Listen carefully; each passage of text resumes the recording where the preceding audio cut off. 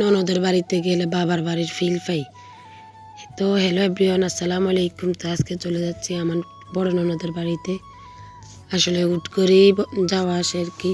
তো আজকে হচ্ছে শুক্রবার, সকালে আমরা রান্নাবান্না সব শেষ করার পরে হঠাৎ আমার ননদের জামাই বড় ভাইয়া আর কি ফোন দিয়ে বলে যে ভাবি আসার জন্য, মানে আমি যাওয়ার জন্য আর কি।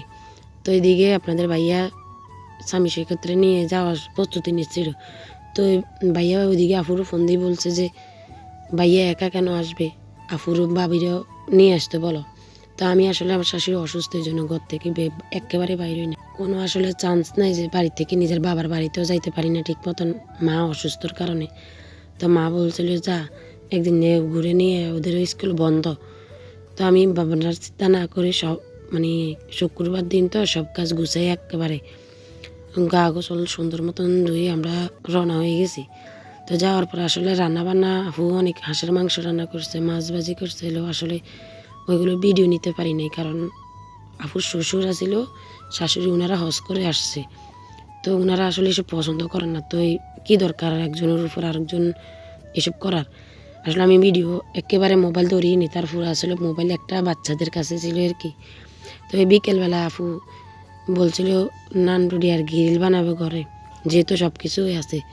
তো ওইদিকে আপু সব মশলাপাতি সুন্দর করে টক দই বাজার থেকে আমরা নিয়ে গেছিলাম। আমি আসলে ভিডিওটা দেখাই নাই, কারণ বললাম না খালু জিরা একেবারে পছন্দ করে না। তো আপু এদিকে সব কিছু ম্যারিনেট সুন্দর করে করলো আর কি। এটা কয়েক মিনিট 10 মিনিটের মতন রেস্টে রাখা। তো এই ম্যারিনেট করে 10 মিনিটের মতন এটা রেস্টে রাখবো। ওইদিকে আপু নান রুটি বানানোর জন্য দুধগুলো আগে জাল দিয়ে রাখছে আর কি।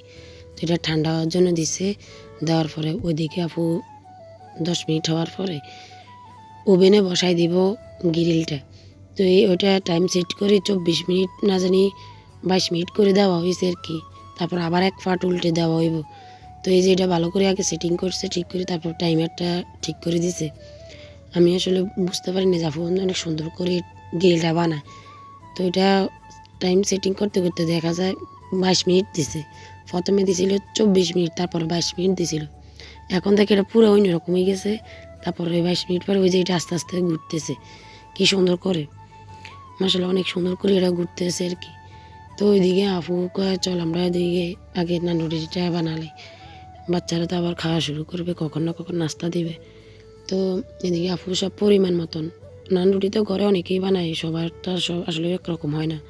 তা আপু আসলে গিয়ে এই যে ইস্টটা দিতে আপু ভুলে গেছিলো, মানে পায় নাই, কিচেন রুমে পাই না। তারপর আমি আপু রুম থেকে নিয়ে আসলাম।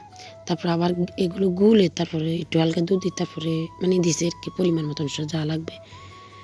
তো এদিকে আপু কী করলো, আবার এটা সুন্দর মতন ঘুরতে আছে গ্রিলটা, আপু একটু বাইর করে তারপরে এটাকে আবার উল্টে পাল্টাই দিছে আর কি, যাতে ভিতরটা ভালো হয়। তো এরকম করেই 3বার দেওয়া হয়েছে। 3বারে পুরা গ্রিলটা সুন্দর মতন মাসাল্লাহ অনেক সুন্দর হয়েছে, খেতেও বেশ মাসাল্লাহ আলহামদুলিল্লাহ অনেক ভালো হয়েছে। তো আপু এটা ভালো করে উল্টাই দেওয়ার পরে দেখতেছে স্মেলটা অনেক সুন্দর আছে। তো এদিকে আমরা যে নানুটা ডোরটা করে রাখছিলাম ওইটা নিয়ে আমি বেলে দিছি, আর আপু এটাকে তাওয়ার মধ্যে সেঁক দিছে। যেহেতু ওভেনের মধ্যে গ্রিলটা করা হয়েছে আর কি, তাহলে ওভেনে দিত। তো এদিকে আমরা সবটা বানাই টানাই বাচ্চাদেরকে সবাইকে খাওয়ার নিয়ে দিছি। তো এদিকে আপু আসলে সবাইকে সালাদ সহ সব কিছু নিয়ে একসাথে বেড়ে দিচ্ছে, কার কোনটা লাগবে কে কোনটা নেবে। তো সুন্দর একটা স্মেল আসছে, সবাই সস দিয়ে যে যার মতন খাচ্ছে। তো ভিডিওটাই এখান পর্যন্ত। আল্লাহ হাফেজ, সবাই ভালো থাকবেন।